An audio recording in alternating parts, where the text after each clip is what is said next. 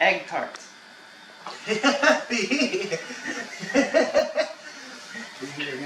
Chinese egg tarts. No, Zane. No. There's no need for you to go up there now. You were just sleeping perfectly fine. Go back to sleep. And the timing I saw it on Facebook. Portia? How's it cool? Ad. They're really promoting this pixel. It's getting pretty sad. Right? Hey Google, stop showing me pixel ads. Sorry, I don't understand. The girl's happening there, right? Butter.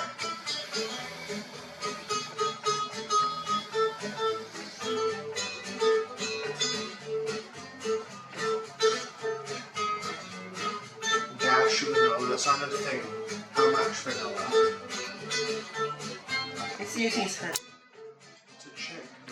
Or her hand. That's it. So that's it. Sunset. Time lapse. Where is he, on the street now?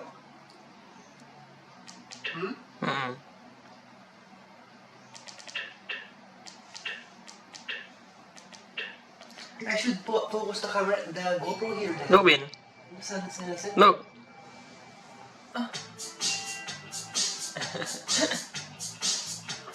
You want me to press this? Hold it properly. Hold this tight. Hey, this is Vic from Coastal Productions. I'm on Uvita Beach in Costa Rica getting a closing shot Where for is the that? project, and today I'm going to show you how to shoot a sunset time lapse. Where is that? I don't know where that is. The most important tip is to research what time the It's sun a girl? will set and Yeah. arrive at least 1 hour before. The equipment necessary there, to shoot a there. sunset time lapse is a camera that can shoot time lapse and a tripod. If you want to spice up your time lapse a little bit, you can shoot a motion time lapse. I'll be shooting this on my Cinevac Doozy with moto attachment. This is the perfect. Easily. Rude. Zane! You need to cut that mop off your head, dude. It's huge. Do it later, Ko. Today I'm going to show you how to shoot a sunset time lapse. I hate this guy. First and possibly most important tip. What is that guy doing? What time the sun will set and arrive at least 1 hour before. In the middle? Yeah, he's like not moving. Shoot a sunset time lapse is a camera that can shoot time lapse and a tripod.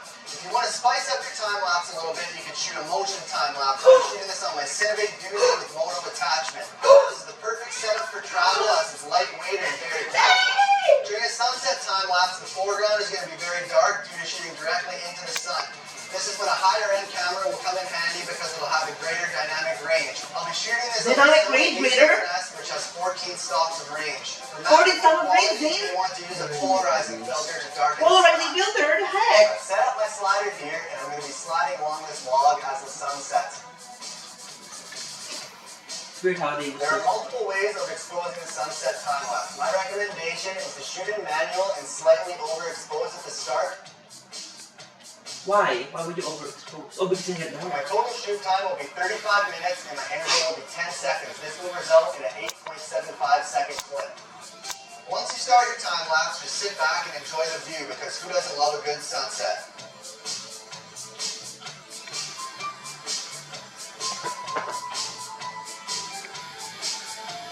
Is that it?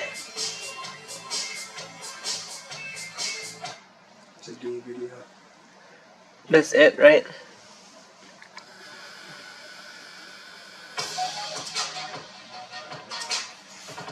Shot or shot?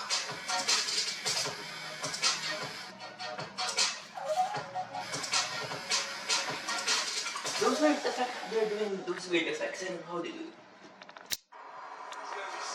Hey everybody, Rob here, and we got Michelle behind the camera. We're going to show you how to do a day to night time lapse, or in this case, a night to day time lapse.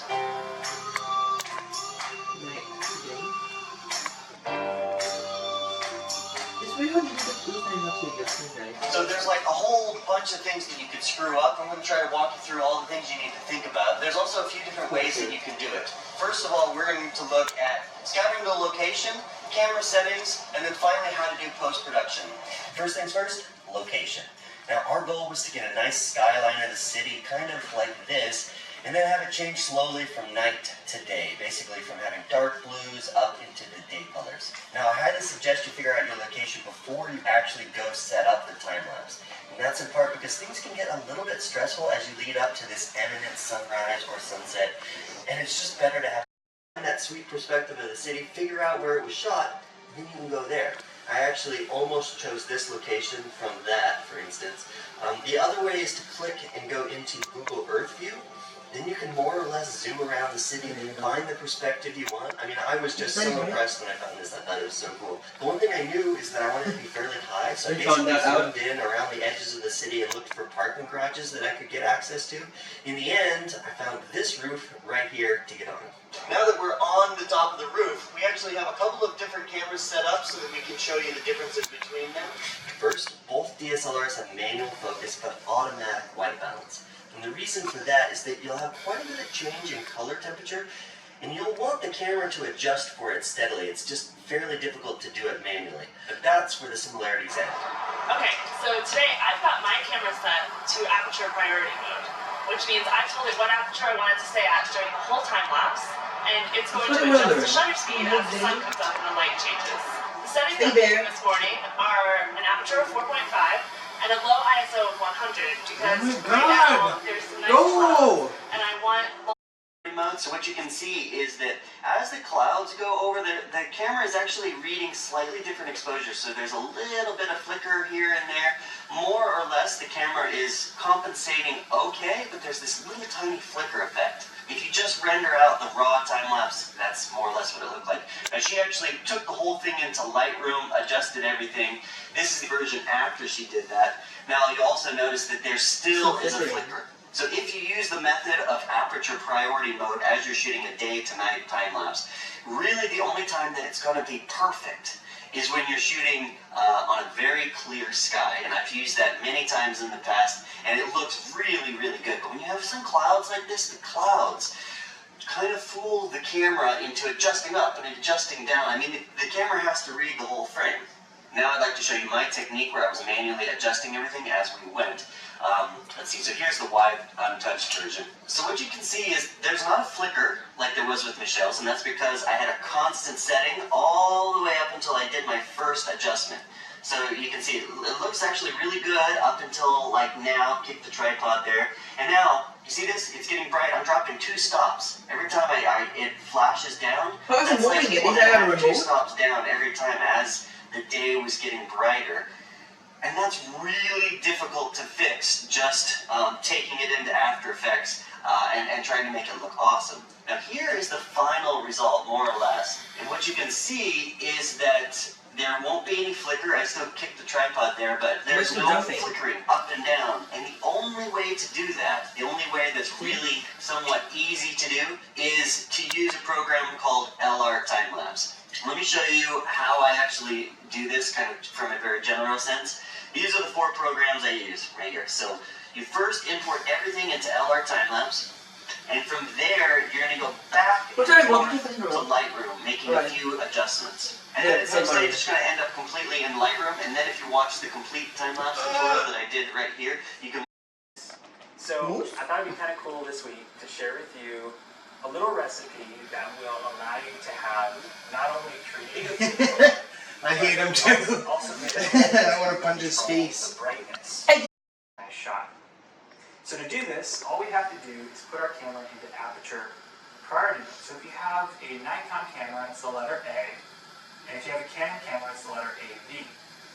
Now in aperture priority mode, all we have to do is find this little dial. It can be on the front or back of your camera. And if we rotate that, we can adjust the aperture. So I can select a higher aperture f number here, right, maybe f11, and that's really good for when we want to put everything in focus. So higher aperture f numbers put more of the scene into focus, which is really great for landscapes or maybe product photography where we want everything really nice and sharp. Now the flip side to that is when we want to blur the background. In that case, we want to select a very low aperture f number. And in this example, I'm going to take a picture of a toy car, okay, and I want to blur the background. So I'm going to choose a low aperture f number to do that. So right now I've got it set to f1.8. I'm going to run around this table here and take a quick picture so that you guys can see what this looks like. Okay, so things are looking really good in terms of the background. The brightness. But we've got another problem. The toy car is just way too dark. We need to brighten it up. So now it's time for the secret ingredient. And that is exposure compensation. Now I know that sounds really geeky and highly technical, but it's really, really simple to do. So on your camera, try to find this little plus minus to do. If you guys have any questions about aperture priority on your camera or trying to figure out how to use it, please just leave a question in the comments below. I'd be happy to help. So until next time, you guys have a great night. Why wouldn't you take another picture with higher aperture? Wasn't that the whole point of the fucking video? Right?